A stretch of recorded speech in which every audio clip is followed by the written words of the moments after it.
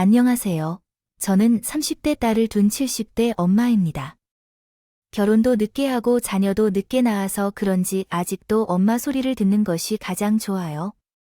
저희 엄마가 돌아가신 것을 생각하면 나이든 내 모습이 아직도 다 큰 어른이 아닌 어린이처럼 보일까 걱정했지만 이제 제가 엄마가 되고 나이가 들어보니 그 마음을 이해할 수 있을 것 같아요. 30을 훌쩍 넘긴 딸을 보면서 아직도 아기 같고 제 손길과 보호가 필요한 것 같아요. 항상 그녀에게 더 해줄 수 있고 싶은 마음이에요. 아마 세상의 모든 엄마들의 마음이 저와 비슷할 것이라 생각합니다. 그리고 모두 자녀라면 정말 소중하게 생각할 것이고 그 딸이 결혼을 해버린다면 시어머니가 자신을 괴롭히는 사람임을 알게 되면 놀랄 것이고 상황에 따라 반응이 달라질 것입니다. 우연히 딸이 악행하는 시어머니를 만나게 되어 힘들었고 그 결과로 놀라게 되었습니다. 그러면 제 남편과 제 딸, 그리고 나와 어떤 사람을 만나게 되었는지 이곳에서 이야기하려 합니다. 우리 부부는 어려운 집안에서 태어나서 자유롭게 공부할 수 없었고 가난했기에 세상이 무시하는 중첩을 받으며 힘들게 살아왔습니다. 따라서 결혼을 하게 되었지만 일찍 결혼하지 않아 외로움을 겪었습니다. 이후 나이가 들어 서로를 만나 부부로 결합하게 되었습니다. 다음은 문법적으로 수정된 문장입니다. 남들보다 늦게 시작된 우리의 인연이었지만 우리는 매우 행복했고 이제라도 남들처럼 살아보려 하루빨리 아이도 가지고 싶었어요. 하지만 갈망하는 마음과 다르게 우리 부부에게 아이는 쉽게 찾아와 주지 않았어요. 누구보다 아이를 소유했지만 좋은 소식이 들리지 않았죠. 그래도 포기하지 않고 아이를 가지기 위해 열심히 노력했지만 계속되는 실패로 인해 매번 실망만 느끼며 점점 지쳐갔어요. 몸도 마음도 너무 힘들었기에 남편에게도 이제 그만 기대하자고 하고 싶었지만 차마 남편을 실망시키기를 두려워했던 저는 먼저 입을 열지 못하고 있었어요. 그치만 남편은 마치 제 머릿속을 들여다본 대로 임신 시도를 그만하자고 말하더라고요. 여보, 우리 그냥 임신 포기할까? 매번 실망하는 것도 지치고 당신도 많이 힘들어하잖아. 노력했는데도 안 생기는 걸 보면 우리에게 팔자의 자식은 없나 봐. 그러니까 우리 이제 욕심 버리고 그냥 우리끼리 행복하게 살자. 내가 더 잘할게. 누구보다 아이를 원했던 사람이 저를 먼저 생각해서 걱정해주는 것이 너무 고마웠어요. 그래서 저도 남편 말대로 우리 부부를 위해 앞으로 서로 의지하며 살아가자고 다짐했죠. 그런데 임신을 포기한 지 얼마 되지 않아 그토록 기다리던 아이가 찾아와 주었습니다. 포기할 때 기적같이 나타난 우리 아이는 절대적인 기쁨과 보물이었습니다. 그 후에 안전하게 아름다운 딸을 낳게 된 우리는 힘들게 낳은 딸이 그토록 소중해서 불면의 고민도 했습니다. 그녀를 아끼며 키웠지요. 우리 형편이 어려워도 딸은 부끄러워하지 않고 오히려 우리를 도와주는 착한 딸이었습니다. 게다가 우리의 평생 한이었던 가방끈이 짧은 저희의 바람을 대신 들어주듯이 열심히 공부하고 당당하게 대학에 진학했습니다. 고마운 딸에게 무엇이라도 하고 싶었던 우리는 적어도 짐이 되지 않는다는 생각으로 더 열심히 살아왔습니다. 나중에 딸이 결혼할 때는 못해준 것들을 다 챙겨주고 싶은 욕심에 우리는 장사하던 가게를 넓혀 더 큰 상가 건물을 계약하게 되었습니다. 그런데 가게 자리를 계약하려고 만난 건물주는 참 인상이 좋지 않았어요. 건물 주인이니 뭐 이것저것 참견하고 깐깐하게 굽는 건 이해를 하겠지만 우리가 자기 건물에 새든다고 그러는데 저희 앞에서 거만하고 사람을 깔보는 거예요.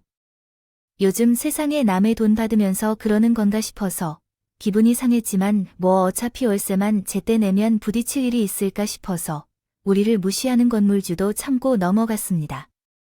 이후 다행히도 가게를 넓힌 후 시작한 가게가 잘 되어 주어 저희도 한시름 살 수 있었습니다.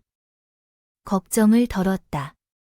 그러다 우리는 가게를 옮긴 후 1년이 지났을 즈음 항상 밝은 얼굴로 우리를 대하던 딸이 무언가 걱정이 있는 듯한 어두운 얼굴을 하고서 우리에게 어렵게 말을 꺼내었습니다. 당시 만나던 남자친구가 있는 딸이 갑자기 혼전 임신을 하게 된다며 결혼해야 할 것 같다고 말했습니다. 딸의 갑작스러운 고백에 당황하고 놀랄 수밖에 없었지만 딸이 얼마나 무서웠을지 생각하니 화도 내릴 수 없이 아이를 달래주어야 했습니다. 여태까지 한 번도 속 썩은 적이 없던 딸이 눈물까지 흘리는 것을 보니 혼자 얼마나 속이 더웠을지 상상이 되었습니다. 그래서 우리는 별다른 말 없이 딸아이의 결혼을 허락했습니다. 이미 엎질러진 물이며 어차피 허락될 결혼이라면 굳이 싫은 소리를 하거나 딸에게 상처를 주는 말이나 행동을 할 필요는 없을 것 같았어요. 그래서 결혼을 허락한 후에야 딸의 남자친구를 만나게 되었습니다. 걱정이 많았는데 다행히 사람 됨됨이가 된 것 같아 조금 마음이 놓였어요. 그 모습에 안심하며 상견례를 하러 가게 되었는데 거기서 만나게 된 예비 사돈이 구면이었던 사람이었습니다. 바로 건물 주인인 거만한 태도였죠. 이런 식으로 인연이 될 줄 모르던 우리는 서로를 보고 놀랄 수밖에 없었습니다. 우리가 놀라는 만큼 예비 사돈도 놀란 것 같았어요. 저희는 영문을 모르는 아이들에게 저희의 관계를 설명하고 곧 결혼에 관해 얘기를 나눌 예정이었어요. 그런데 그때 예비 사위가 혼전 임신을 제 딸의 잘못으로 오인하며 딸에게 상처를 주는 발언을 했어요. 예비 사위에게 화가 난 제가 그쪽 아들은 잘못이 없냐며 반박했고 이로 인해 딸의 결혼에 문제가 생길까 걱정하던 남편이 저를 달래기도 했습니다. 남편 덕에 겨우 진정하고 아이들과 결혼에 대해 합의를 보게 됐지만 그 사위는 저희 딸을 끝까지 마땅치 않게 여기는 듯했고 그로 인해 괜히 제 딸을 탓하는 사위가 불편했죠. 그런데 그날 상견례 이후 사위가 갑자기 우리 가게를 찾아와서 그때까지 말하지 않았던 본심을 말하며 우리 세입자로 무시하는 태도를 보였습니다. 우리 건물세를 지불하고 있는 자리에서 말이에요. 감히 건물주는 자신과 사돈의 수준을 욕하면서도 무례한 행동을 했습니다. 하지만 우리 부모는 건물주 앞에서도 예의를 갖추고 딸을 가진 부모로서 견디기 힘든 일을 참았습니다. 화는 났지만 지금과 나중에 결혼을 막을 수 없었고 결국 딸 앞에서 우리를 대접하는 것에 만족했습니다. 우리는 딸이 걱정하지 않도록 최선을 다했고 결국 딸의 결혼을 허락했습니다. 딸과 사위 모두 대학을 졸업했지만 경제적으로 아직 완전히 준비되지 않았기 때문에 경제적으로 여유가 많았던 사돈댁에서 지내다가 돈을 모아 분가를 하기로 했어요. 당연히 딸을 시집 보내는 엄마로서 걱정이 되었죠. 처음 하는 시집살이였고 시어머니와 함께하는 시댁 생활이었으니까요. 그래서 연락을 몰래 해가면서 딸이 잘 지내고 있는지 확인했습니다. 다행히 뱃속 손주 때문인지 아니면 이제 딸을 며느리로 인정했는지 딸은 별다른 일 없이 시어머니의 예쁨을 받으며 잘 지내고 있다고 했어요. 정말 다행이라고 생각했어요. 그러나 사돈이라는 사람은 딸에게는 대하는 것과는 다르게 저희들에게는 잘해주지 않았어요. 오히려 더 간섭이 심해졌어요. 임대차 계약 이후 단 한 번도 찾아오지 않던 사돈이 우리가 아이들의 결혼으로 사돈 관계를 맺은 후에는 수시로 찾아와 이것저것 참견을 했어요. 따로 관리인도 있었고 저희 가게 주변인 청소했는데도 불구하고 건물 반대편과 계단까지 지적하면서 건물 청소를 시키기도 했어요. 주차 문제와 관리비 문제로도 괜한 시비를 걸어왔어요. 사돈이 됐다고 더 편의를 봐줄 거란 생각은 안 했지만 간섭과 시비가 생길 줄은 몰랐어요. 거기다 억지를 부리면서까지 그럴 줄은 몰랐어요. 억울하게 당한 일에 당연히 입이 근질근질했지만 이 사돈에게는 입도 뻥끗하지 않았어요. 혹시 남편과 제가 한 말과 행동 때문에 딸에게 피해가 갈까 봐 그러는 말이에요. 하지만 그 정도까지는 좀 유별난 건물주로 생각한다면 넘어갈 수 있었습니다. 가끔 건물주 중에 심포가 안 좋은 사람들이 있어요. 사돈도 저희 생각에 그런 사람 중 하나로 여겼고 차마 못 참을 일들을 참고 있었어요. 그러던 어느 날 가게를 오픈하면서 생긴 빚을 다 갚고 이제야 돈을 벌어가던 우리 부부에게 막을 수 없는 위기가 찾아왔습니다. 코로나가 터졌을 때였어요. 가벼운 질병으로 여겼던 코로나가 사회적 거리두기 시행 중에 전국으로 확산되면서 전 세계적인 문제로 발전했습니다. 이로 인해 사람들의 일상이 멈추게 되었습니다. 많은 분들이 힘든 시기를 겪었을 것으로 생각됩니다. 특히 음식을 파는 자영업자들은 더 어려운 상황을 경험했습니다. 그 당시에는 매출이 급격히 감소하여 마이너스 수준까지 떨어졌습니다. 우리 가게는 주로 야간 손님이 많았기 때문에 다른 가게들이 손님을 받을 때마다 수익을 올리기 어려웠습니다. 그 결과 손해액은 매우 컸습니다. 게다가 코로나 사태가 발생하기 전에 임대 재계약을 했기 때문에 장사를 중단할 수 없었으며 매달 상당한 월세를 지불하여야 했습니다. 재계약을 한 것을 매우 후회했습니다. 실제로 비웃음을 유발하는 것으로 인해 임대인이 불편했습니다.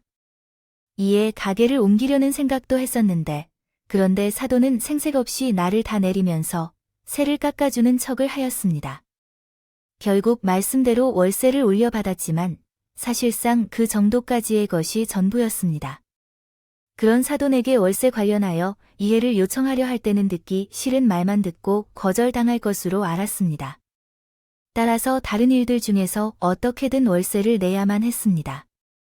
그 순간부터 남편과 함께 가게 일을 멈추고 일용직으로 일을 했습니다. 남편은 택배 일을 시작하여 저는 물류업체에서 근무했습니다. 그 어려운 시기에도 뜻밖의 말들을 사돈으로부터 들었습니다.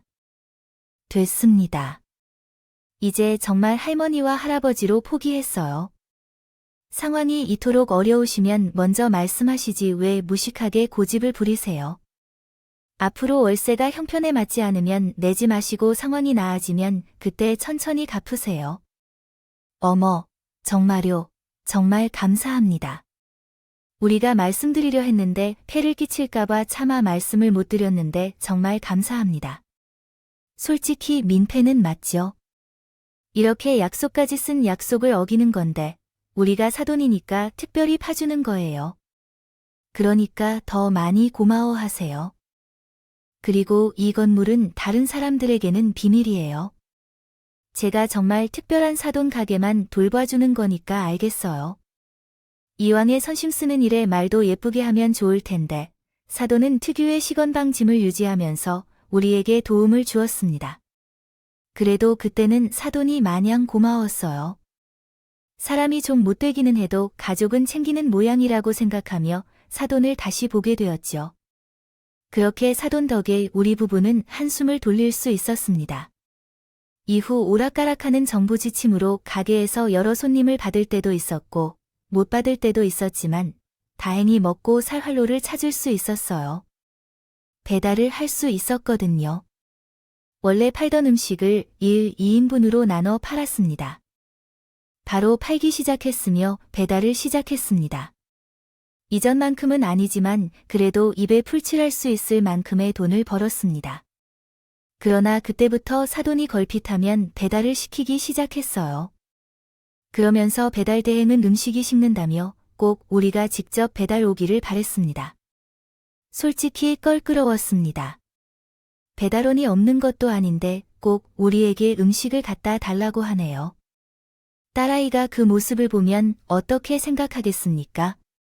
그래서 몇 번이나 음식이 식지 않게 보내줄 것이라고 말했지만 사돈은 협박하듯이 월세를 봐주는 걸 입에 담았어요라고 했습니다. 그래서 못 온다고 말했어요. 이미 예민해서 음식이 식으면 냄새가 나니까요. 그 이후로 많은 것을 먹을 수 없습니다. 내가 사돈 사정을 고려해주지 않으면 이러한 부탁조차 할 수 없을 거예요. 지금 저는 두 분의 사정을 많이 배려하고 지원하고 있지 않습니까? 계산기를 두드려서 확인해야 할까요? 아니요, 알겠어요. 제가 바로 가져다 드리겠습니다. 그러니까 다음부턴 괜히 그런 말을 하지 말아 주세요. 협박하는 것 같아서 기분 나쁘잖아요. 알겠죠? 결국 남편이 배달을 가게 되었고 그런데 몇 번째로 딸과 마주쳤죠. 다행히 남편이 주문이 너무 많아서 직접 배달을 하게 되었다는 핑계를 대면서 두 사람은 마주치게 되었습니다. 그 이후로 사돈이 주문할 때마다 불안해졌어요. 우리가 사돈 집으로 배달을 보내면 딸도 눈치를 챌 수 있을 것 같아서 말이죠. 그러나 더 큰 문제가 생겼습니다. 배달 일은 너무 쉬운 상황이 아니었을 정도로 큰 문제가 발생했습니다. 어느 날 사돈이 이해하기 힘든 부탁을 해왔는데 갑자기 식당에 찾아와 명령처럼 며칠 몇 시에 가게를 빌려주겠다고 합니다. 우리에게는 음식을 준비하라는 말을 하면서 말입니다. 그러나 다들 아시겠지만 이 코로나 시기에 사회적 거리두기로 인해 인원 제한이 있었습니다. 그래서 단체 손님을 받을 수 없다고 하는데 사돈은 무작정 요구를 하였습니다. 손님도 거의 없는데 왜 안 된다고 하는 거죠? 저희가 받고 싶어도 그렇게 할 수가 없는 것입니다. 상황이에요. 아시잖아요. 요즘에 코로나 때문에 단체 손님도 못 받고 9시면 문을 닫아야 하는 거예요. 저희도 사돈과 사돈 친구분들이 저희 가게를 찾아와 주시고 맛있게 먹고 즐기시면 좋겠지만 방역수칙 때문에 그럴 수가 없다는 거예요. 방역수칙을 어기면 처벌을 받게 돼요. 그 자리에 있는 사돈과 사돈 친구분들도 벌금을 내셔야 하고, 그러니까 이해해 주세요. 아니, 내가 여기 건물 주고 사돈이 여기 가게 사장인데 뭐가 안 된다는 거예요? 솔직히 말해봐요. 돈이 문제예요. 그럼 내가 만약에 방역 조치에 걸렸을 때 손해본 금액만큼 보상해 주면 되는 거죠? 그럼 여기서 모임해도 되는 거죠? 아니요. 사돈 진짜 안 돼요. 이게 됐다 안 됐다 할 이야기가 아니라니까요. 사돈은 내가 맨날 편히 봐주고 좋게 말하니 우스워요. 나이 건물주라고요. 내가 영업 못하게 해볼까요? 아니면 지금 밀린 임대료 가지고 곤란하게 해줘요. 아니, 그건 사돈이 상황이 나지면 상관없이 내가 내 건물을 좀 쓰겠다는데 왜 이렇게 말이 많아요? 내가 돈 챙겨줄 테니까 아까 말한 날짜, 그 시간에 준비 좀 해줘요. 아이 사돈, 그러다 걸리기라도 하면 저희 정말 힘들어요. 방역수칙을 위반하면 사업자들 사이에서도 상황이 망친다는 눈치를 줍니다. 그들이 내주는 월세를 대신하게 하는 등 다른 방식으로 압박을 가하기도 해요. 내가 사람들의 말을 따라가고 있는 건가, 월세를 정리하고 있는지 확인 중이죠. 참을 수 없어서 그 날짜에 예약금을 입금했으니 모든 준비를 다 끝냈어요. 방역을 잘해서 유리창만 가리면 모임을 할 수 있지만 만약 제대로 되지 않으면 나가서 모임을 가지겠다고요. 알겠습니까? 몇 번을 무시해도 남편과 제가 공동으로 참석하는 단체 모임을 취소해도 사업자는 그의 딸에게 밀린 월세를 대신 갚는다며 계속해서 압박해왔어요. 억지로 울며 겨자 먹기로 우리 가게에서 그 모임을 진행하게 되었습니다. 그래도 우리는 최대한 소음을 외부로 번지지 않게 하기 위해 최선을 다하겠습니다. 나가지 않게 준비를 갖추었습니다. 하지만 우리가 모두 준비한 건 헛된 수고가 되었습니다. 사돈과 그의 친구들은 지저분하게, 시끄럽게 함께 즐기고 있습니다. 사돈, 왜 그래요? 무슨 문제 있어요? 목소리가 너무 크다고요. 조용히 좀 해주시겠어요? 그렇지 않으면 신고하러 가야겠어요. 제가 밖에 나갔다가 들어와도 밖에서 소리가 들려요. 창문이 열려 있는지 확인해 주세요. 다들 시내가 돋는데 어떻게 조용히 해야 할까요? 지금까지 신고가 들어오지 않는 것을 보면 길에 신고할 사람도 없는 것 같네요. 걱정하지 마세요. 거기 가서 쉬세요. 아니요, 이거 맛있네. 좀 더 해봐요. 내 친구들에게 더 필요한 것이 없나 물어보고. 조용히 해달라고 요청했지만 이미 취한 상태인 사돈과 사돈 친구들은 제 요청을 귓등으로 듣지 않았습니다. 결국 안에서 들리는 소리를 밖으로 새어나가지 않게 조치를 취해야 했죠. 사전에 소리가 외부로 새어나가지 않게 만반의 준비를 했고 모임이 진행될 때 추가적으로 조치를 취했지만 그럼에도 여러 명이 만들어낸 소음은 밖으로 나갔습니다. 그리고 이를 수상하게 여긴 행인의 신고로 인해 단속 인력들과 경찰이 출동했죠.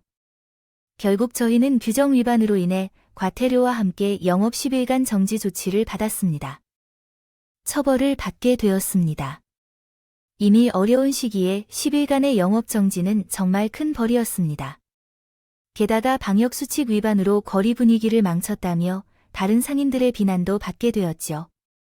건물주의 압력이 있었다고 하지만 우리의 잘못이었습니다. 그래서 억울해도 사돈과 사돈의 친구들을 원망하지 않고 우리가 잘못했다고 생각했죠. 그렇게 마음을 진정시키고 있었는데 사돈이 나타나면서 억지로 설득하려 했습니다. 신고가 들어간 건 우리의 잘못이라고 하며 말이었습니다. 내가 지금 내 친구들에게 어떤 모습으로 보이는지 알아요. 며칠 전부터 준비하라고 했잖아요. 탄속인가 신고인가 그것을 아나 못하겠네요. 빠져나가요. 내가 친구들에게 미안해서 벌금을 대신 내줘야 한다고 말했더니 도대체 이번에 무슨 말씀이신 건가요? 모임에 가지 말라고 했고 그날도 조용히 해달라고 부탁했죠. 저희가 준비한 것은 1층에 위치한 통 요리가게에서 소음을 어떻게 더 완벽히 찾을지 어떻게 말이죠. 이게 전적으로 제 잘못이라고 생각하시나요? 내가 친구들한테 비난받으려고 이렇게 했냐고요. 그들이 대충 준비하고서 왜 날 탓하거나 저기요. 사돈에서 누가 누구를 탓했나요? 솔직히 말해서 누가 잘못인가요? 우리도 잘못한 부분이 있어서 말하지 않았는데 이번 일에 발생한 문제는 사돈 때문이죠. 사돈이 월세 문제를 제기하고 내 딸 이야기까지 언급하며 협박하여 우리가 어쩔 수 없이 허락한 것이었거든요. 그 결과 사돈만 피해를 입었고 우리는 영업정지와 과태료까지 부담해야 했습니다.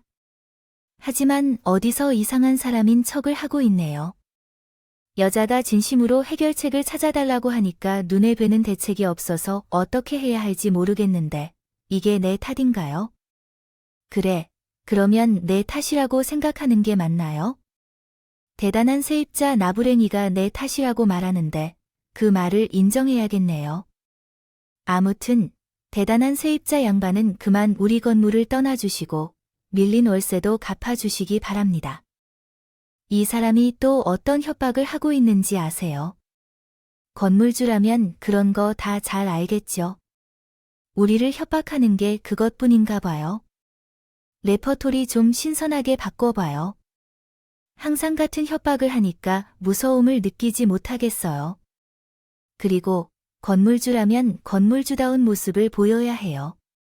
항상 건물 문제로 핑계를 대고 도망 다니면서 당신이 맡았던 건물을 나간 사람들이 얼마나 욕을 했는지 알아요? 건물주라는 직업을 못하면서 세입자들을 괴롭힌다면 전 세입자들이 불만을 털고 있을 거예요. 이 근방에는 당신에 대한 나쁜 소문이 돌고 있어요. 그런 건 알고 계시나요? 여자가 남편 덕분에 할 말이 없는 거죠. 코 한 번 골라보지 않고 받은 건물을 무능력하게 가지고만 있으면서 자랑스러워하는 겁니다. 신여성이라도 된 것 같아. 당신 정말 눈에 뵈는 게 없는 것 같은데. 그래, 어디 한번 두고 보자고. 앞으로 어떤 일이 일어날지 한번 보자고. 얼굴이 싸늘해진 사돈은 도망치듯 사라졌어요. 그제야 저도 끓어오른 화를 조금씩 식히게 됐죠. 사돈에 두고 보자는 말에 잠시 멈칫하긴 했지만 제가 못할 말을 했나 싶더라고요. 솔직히 이전부터 사돈이 해서는 안 되는 행동들을 저희에게 여러 번 했잖아요. 자기가 건물주든 사돈이든 말이에요. 그래서 그날 당장은 그동안 사돈에게 쌓아온 울분을 조금 풀 수 있어 속이 후련했어요.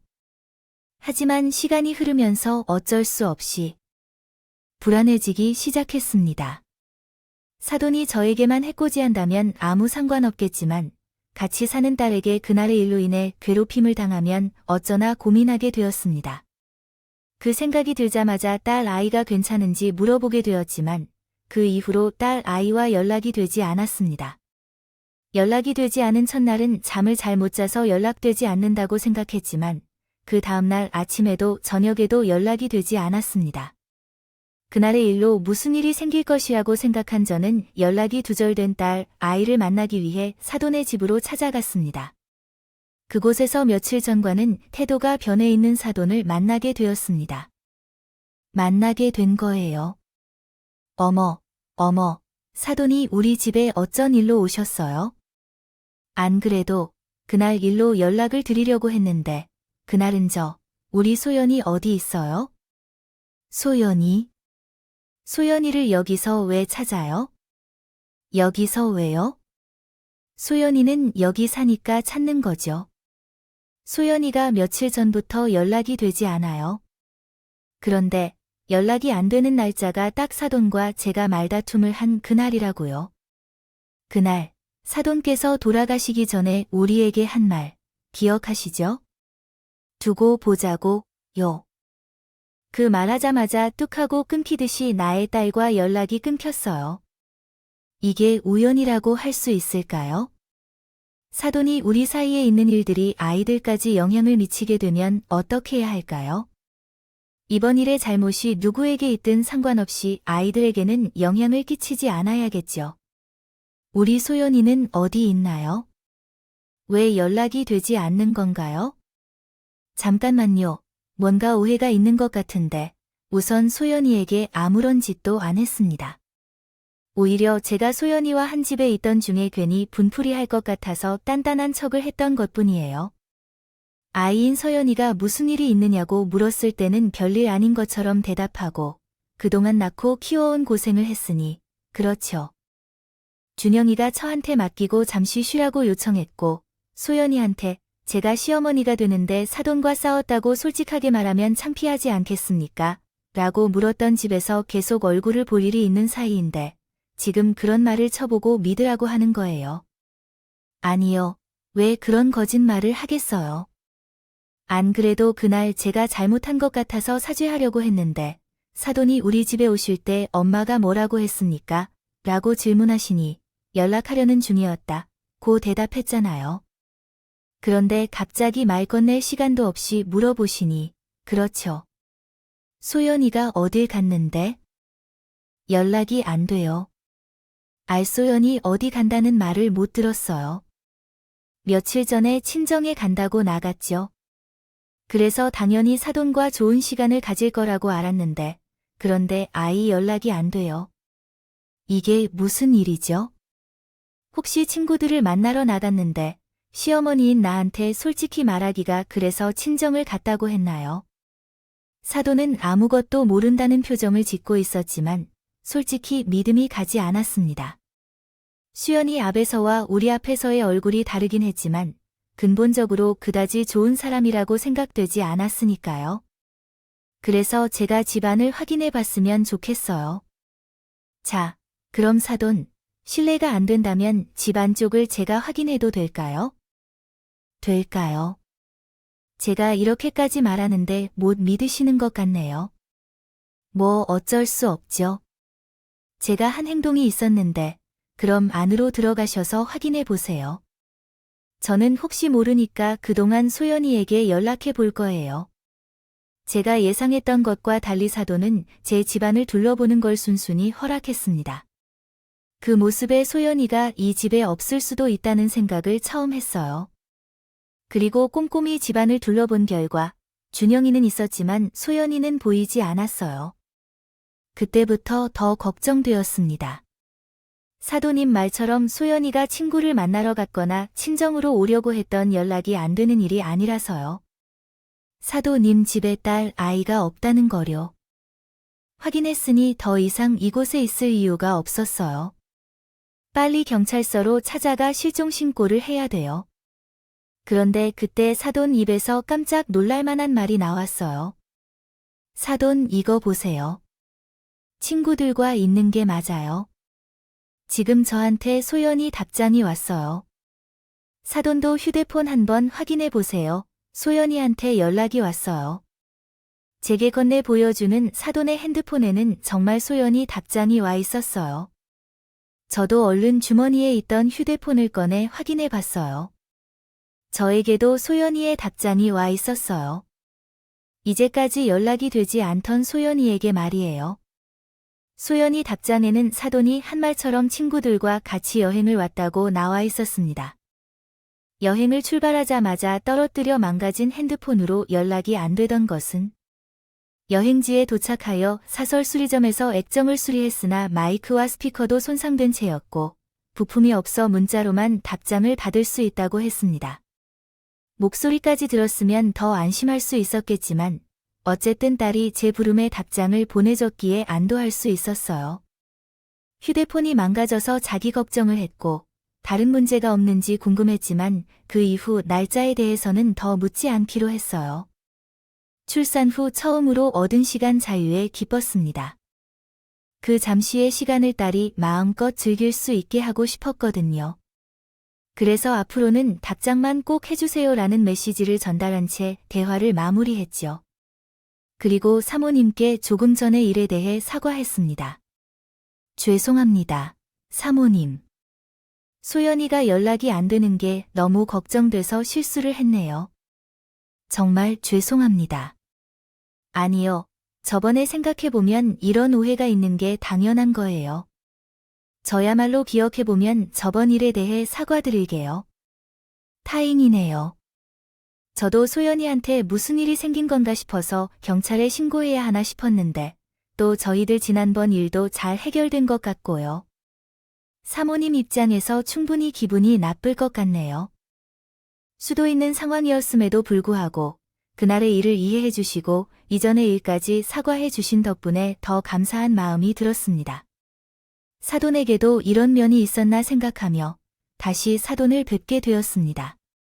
그러자 딸이 무사하다는 것을 확인하고 집으로 돌아가려고 했지만 그때 놀랍도록 기이한 광경이 내 눈에 들어왔습니다.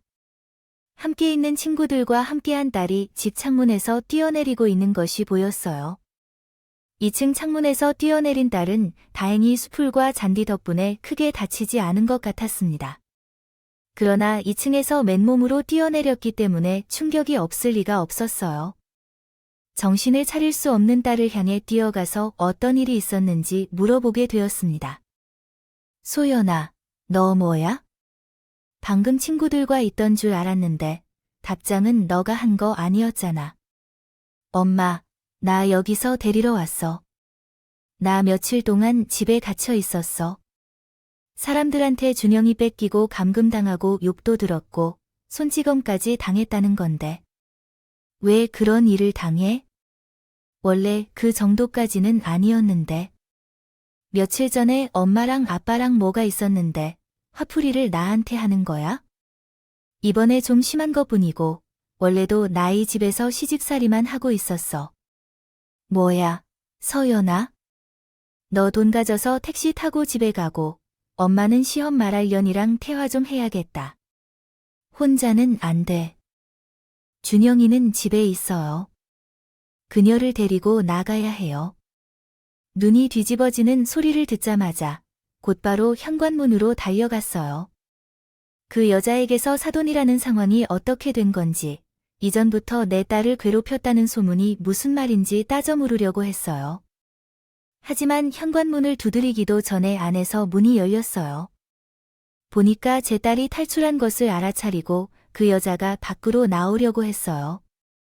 문을 연 여자는 아직 자신의 집을 떠나지 않은 저와 집에서 탈출한 딸을 보고 놀란 표정을 지었어요.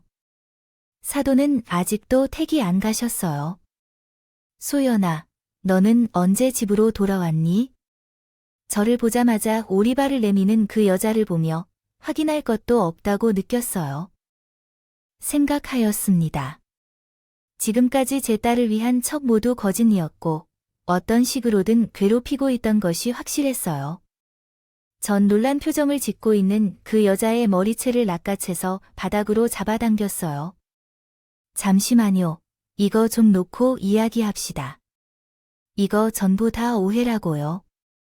뭐해? 이 미친년이 누굴 바보 등신으로 하나? 오해는 무슨 오해? 미년이 내 딸을 감금하고 욕하고 때렸다는 걸 내 귀로 똑똑히 들었는데 무슨 오해? 너 그때 나한테 두고 보자 한 말이 이거였지. 내 딸을 괴롭히겠다고 미리 생각하고 뱉은 말이었지. 근데 뭐요? 내 딸을 괴롭히는 내년한테 화풀이 할까봐 쉬는 것이라고 말했더니 이게 어디서 거짓말을 하는 거죠. 너, 내가 가만 두지 않을 거라고. 지금까지는 내년이 내 딸을 괴롭히면 어떡하지고 싶어서 참고 있었는데 이제는 참을 수 없겠다. 내년이 내 딸을 괴롭히고 있었으니 사돈, 이것 좀 놓으라고 말했더니 아오, 이년아, 이것 좀 놓으라고 이 바보 같은 년이 지금 누구 머리를 잡고 흔드는 거야? 얼른 나으라. 너와 있을 생각 안 해. 너는 내 건물의 세입자라는 걸 잊었어? 너 지금 밀린 월세 낼 돈이 있어? 내 딸이 내년한테 당한 것 같은데 그깟 월세가 됐을 것 같아. 인연이 건물 주든 조물 주든 상관없어요. 내 딸 건데 너는 오늘 내 손에 죽을 거예요. 저는 한 손으로는 그 여자의 머리채를 잡고 뒤흔들었고 한 손으로는 그 여자의 몸을 사정없이 때리기 시작했습니다. 그 사이에 딸아이는 집 안으로 들어가 준영이를 데리고 밖으로 나왔어요. 딸이 무사히 집 밖으로 나갔는지 확인한 다음에는 이제 정말 눈에 보이지 않는 사람처럼 행동했어요. 지금까지 내 딸이 고생하며 결혼 생활을 이어오다가 감정이 뒤섞인 괴롭힘을 당했음을 생각하니 이성을 잃을 수밖에 없었어요. 그 여자를 집 안으로 끌고 들어가 밀치고 때리며 집안도 엉망으로 만들어 뒀습니다. 그럼에도 불구하고 그 여자는 그 악독한 성향이라며 계속해서 꺾이지 않았어요. 이 악물고 제게 꼭 오늘 일에 대한 복수를 하겠다고 소리를 질렀죠. 너 내가 가만둘 줄 알아? 내 딸년도 그렇고 내년도 그렇고 내가 절대 가만두지 않아. 내가 너를 피로 말릴 거야. 이 세상에서 돈이 얼마나 무서운 건지 똑똑하게 깨닫게 해줄게. 어디야? 내 딸년한테 너희 대신에 찾아와서 무릎 꿇고 피를 보게 해줄 테니까. 기대해봐. 그래. 어디 그렇게 할 수 있으면 그렇게 해봐. 내가 말했잖아. 그깟 돈 끝까지 보복 하나도 안 무서워. 어디 있냐? 마음대로 해봐. 하지만 피로 말리기 전에 사람을 죽인다면 복수를 하겠다는 얘기를 하기 전에 내 손에서 벗어나봐. 그래야 얼마나 우스운지 알 수 있어. 내 손에 잡힌 채로 아무것도 할 수 없는 상황에서 어째서 복수에 대해 짓거리는 거니? 또 다음에도 한동안 그 여자가 입에서 제 딸에게 잘못을 했다는 말을 듣기 위해 잡둥이를 했지만 결국 그들에게는 수가 없었어요. 얼마나 독한 여자인지. 끝까지 그 여자 입에서 잘못을 한 말은 하나도 안 나왔고 오직 복수와 보복이라는 말만 계속했어요. 그런 독한 모습을 보고는 사과를 받을 수 없겠다고 생각한 나는 그만 떼라며 마무리를 하고 집으로 돌아갔습니다.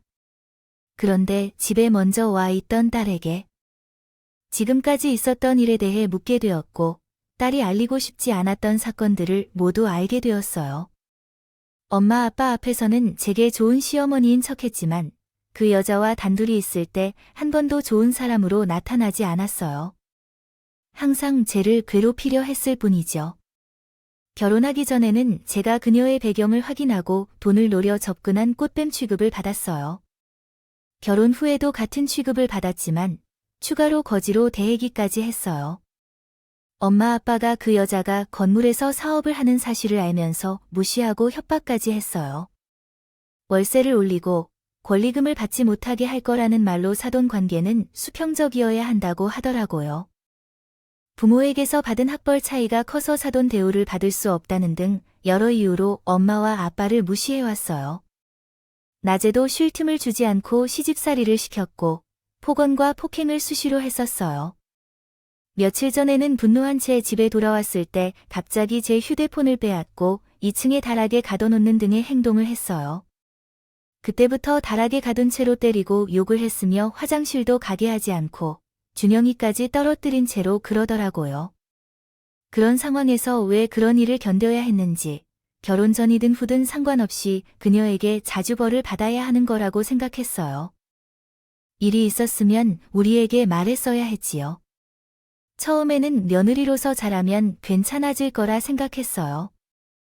그러나 어느 날 내가 얼마나 노력해도 안 된다는 것을 깨닫게 되었을 때 코로나가 터져서 그때 만약 쉬머에게 당한 일을 밝히면 엄마와 아빠는 가게를 어떻게 할까요? 매달 손해보는 돈이 얼마나 될까요? 그 여자가 제가 하는 것을 보고 엄마와 아빠에게 월세를 받지 않겠다고 하니 더 이상 말할 수 없었어요. 죄송합니다. 나라이에게 왜 이렇게 미련한가요? 그러니까 손해보는 게 어떻게 그리 큰 문제가 될까요? 하려고 했지만 딸의 마음을 알 것 같아서 아무 말도 못했습니다. 나와 남편, 그리고 딸에게 해가 갈까봐 이제까지 그 여자에게 당한 일을 숨겨왔던 것이었으니까요. 지금은 늦었지만 이제 당장 그 집과의 연을 끊어야 했습니다. 그래서 딸에게 나를 박낸 대로 변호사 사무실을 찾아가 이혼을 준비하자고 했어요. 그런데 딸이 이혼은 안 된다고 하더라고요. 이혼이 안 된다니? 그럼 너는 이런 일을 겪어도 그 집 사람들과 같이 살 거야? 왜? 준영이 때문에 그래요. 그게 아니라 저랑 그 사이에는 아무 문제가 없어요. 그이가 제가 그 여자에게 괴로움을 당했다는 걸 모르다고요. 그 여자가 그 앞에서는 또 착한 시어머니 연기를 한다며요. 그게 말이 되나요? 여태까지 몰랐다는 게 이전까지 몰랐다고 가정해 봅시다. 며칠 동안의 일을 모를 수 있니? 내가 타락에 있으면 어떤 말을 했을지 상상이 가겠죠. 게다가 내랑 연락도 안 되고 그의 출장 때문에 연락이 뚝뚝 끊긴 상황이에요. 아마도 그 여자가 무슨 수를 썼을 거예요. 아까 엄마에게 답장 보냈다고 했었죠. 근데 그때 제가 다르게 갇혀 있었을 때는 어떻게 문자를 보낼 수 있었겠어요? 제 휴대폰은 그 여자가 가지고 있는데, 그래서 아마도 그 여자가 제 대신 엄마에게 메시지를 보냈을 거고, 그러면 그 사람에게도 똑같이 제 대신 연락했을 거예요. 그 사람 자기 엄마가 저에게 무슨 제가 알고 있는 정보는 그대로 전달하겠습니다. 그동안 무슨 일이 있었는지 정말 아무것도 몰랐어요. 만약 그분이 없었더라면 정말 제가 그 집에서 하루도 못 견뎌낼 거라고요. 사위와의 관계에는 문제가 없다고 했는데 제가 봤을 때는 그렇지 않다고 할 수 없었어요. 만약 사위가 자신의 어머니인 그 여자를 받아들이지 않거나 편을 들면 상황이 복잡해질 것 같아요. 먼저 사위의 의견을 확인해야 했죠. 그래서 출장 중이던 사위에게 전화를 했고 이제까지 있었던 일을 상세히 설명했습니다. 처음 듣는 이야기에 놀란 사위는 출장 중이었음에도 불구하고 4시간이나 걸리는 거리를 한 번에 왔어요. 그리고 딸과 우리에게 다시 한 번. 그동안의 사건들을 들은 후에 죄송하다고 말하며 눈물을 흘리기 시작했습니다. 소연아, 미안해. 나는 당신의 표정이 어두웠던 이유가 육아와 집안일 때문인 줄로 알았어. 그래서 나름대로 도와주려고 했는데 내가 눈치 없이 헛짚고 있었어. 정말 미안해. 장인어른, 장모님, 정말 죄송합니다. 제가 죽을 죄를 졌습니다. 정말 죄송합니다. 당신이 최성해야 할 일이 아닙니다. 당신의 모친이 저지른 일이니까. 그리고 당신에게 사과하려고 전화한 것도 아닙니다. 우리는 소연이가 당신의 모친과 2번 다시 만나지 않으면 좋겠어요. 솔직히 이야기가 있을 수 없다고 생각되지만 당신의 모친이 진심으로 잘못을 깨닫고 소연이를 괴롭히지 않겠다고 약속한다면 우리에게 했던 행동들은 있지만 소연이 준영이에게 돌려받을 수 있어. 그러나 자네 모친은 마지막까지 악다구니를 썼네. 지쳐서 곧 쓰러질 것 같아도 나한테 이번 일 그냥 넘어가지 않을 거라며 복수하겠다, 고 했다고. 그런 사람은 커트론을 몰라도 속으로 깊이 뉘우치려고 할까? 그래서 난 자네가 우리 소연이를 지켜주지 못한다면, 자네 모친과 계속 부딪히게 놔둔다면 이혼할 생각이야. 나도 장모님처럼 생각해. 아니 소연이는 자녀로서 잘못이 없다고. 하지만 옆에 있으면 내 딸이 피 한 방울만큼 말라 죽을 수도 있는데 부모로서 어떻게 그저 지켜만 볼 수 있겠습니까? 부담을 주고 싶지 않지만 당신이 잘 결정하고 답을 찾아주길 바랍니다. 그때까지 소연이와 준영이는 우리가 돌봐줄 것입니다. 이혼에 대한 얘기가 나오자 사위는 매우 놀란 모습을 보였습니다. 우리가 강경하게 나서도 잘못을 비하는 것이 소용없다는 걸 깨닫고 집으로 돌아갔어요. 그렇게 어려운 하루가 저물어 갈 것 같았어요. 앞으로 사위의 선택에 따라 더 어려운 상황을 맞이할 수 있겠지만 아직 결정되지 않은 미래를 생각하지 않고 좀 쉬고 싶었습니다. 딸도 며칠 동안 다락방에 갇혀 지친 모습으로 나타났기 때문에요. 쉬면서 혼자 앞날에 대해 생각할 수 있는 시간을 주었어요. 그런데 갑자기 초인종이 연달아 울렸습니다. 그리고 현관문 밖으로 시끄러운 소리가 들려왔죠. 무슨 일인가 싶어서 현관으로 나가 문을 열었는데 제 눈앞에 사돈과 그 여자가 있었습니다. 여자는 사위와 같이 말이죠. 이게 무슨 일인가 싶어서 상황을 파악하는 중이었는데 사위가 그 여자를 집 안으로 데리고 왔습니다. 그리고 가타부타 저희에게 잘못을 빌라고 소리쳤어요. 자, 여기서 잘못했다 비세요. 어머니가 이 사람과 여기 두 분께 잘못한 행동들에 대해 사죄한다고 용서를 비시라고요. 너, 이게 뭐 하는 짓이야? 꼭 해야 한다는 볼 일이 이거야? 이것들을 집에 가져와서 내게 보여줘 빌리라고 너 현재 누구 편을 지지하고 있니? 현재 여기에 누구 편인가 말해줄 수 있어? 잘못한 거면 사과하고 용서를 구하는 게 당연한 일이지 얼른 비세요. 여기 앞에 계신 분들의 마음이 풀릴 때까지 기다릴게요. 잘못하셨어요. 어머니는 누구에게도 잘못을 저질렀던 적이 없는데 당신이 먼저 잘못을 저질렀어요. 그러니 사과해야만 해요. 무슨 짓을 하고 있어요? 나는 왜 사과를 해야 하는 거죠? 그런 사악한 사람들한테 너 한 번도 조선시대의 양반들이 노비들에게 사과했단 얘기 들어봤어? 없지. 그래도 많은 것들이 변했지만 아직도 똑같아.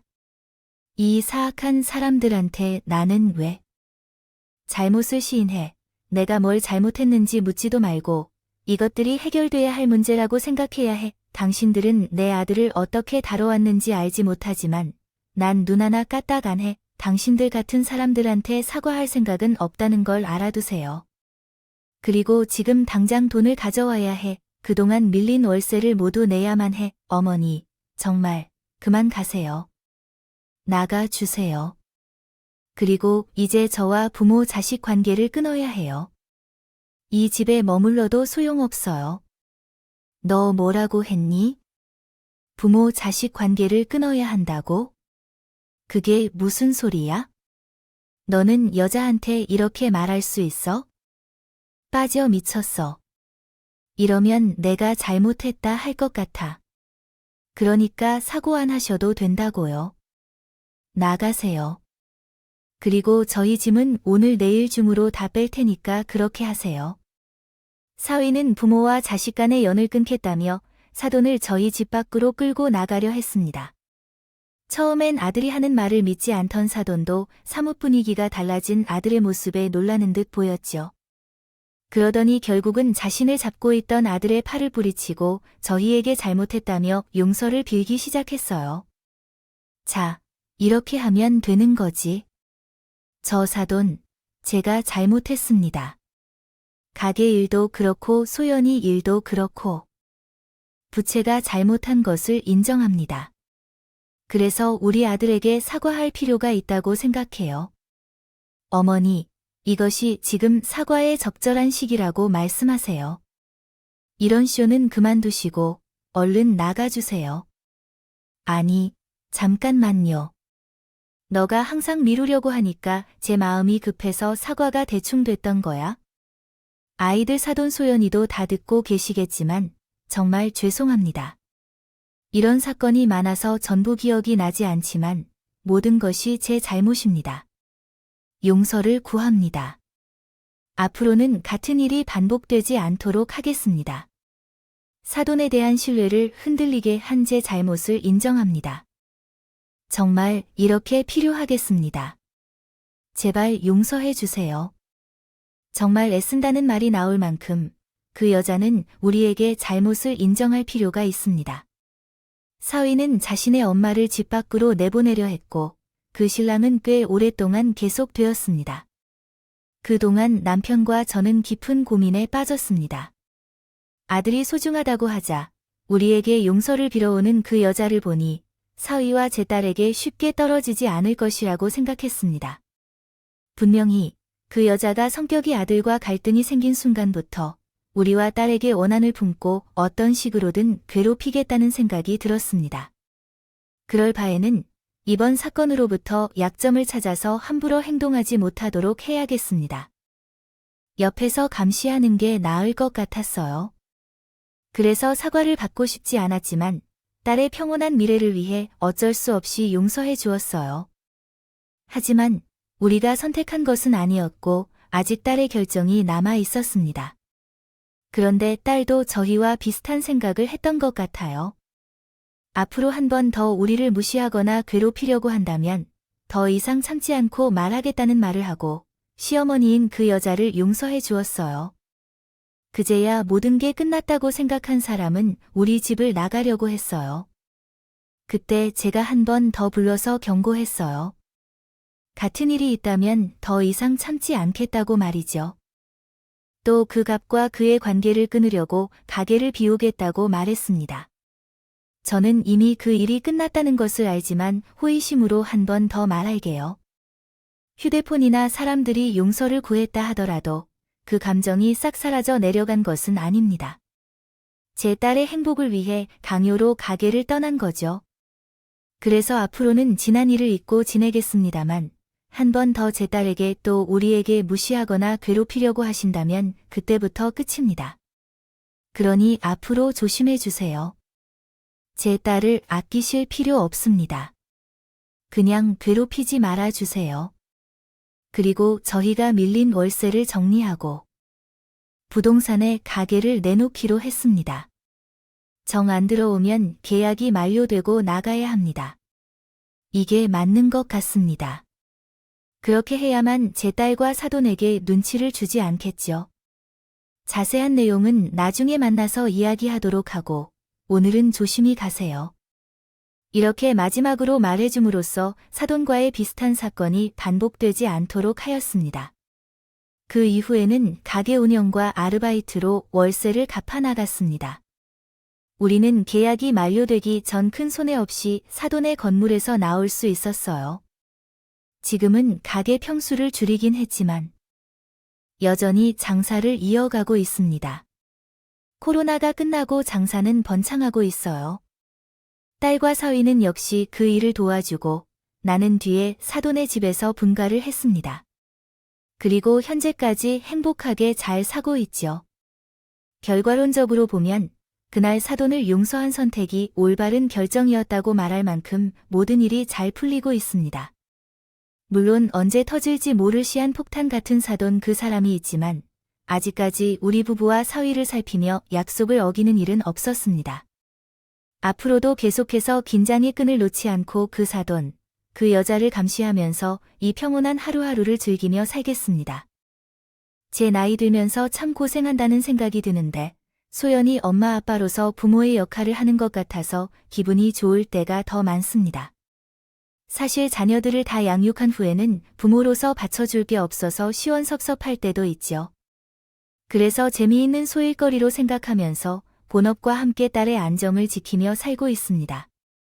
제 나이에 다른 것을 바라는 것은 없고 우리 딸 소연이가 누구에게도 미움을 받지 않고 괴롭힘을 당하지 않고 행복하게 살았으면 하는 바람뿐이군요. 그럼 이만 제 이야기를 마치도록 하겠습니다. 할게요.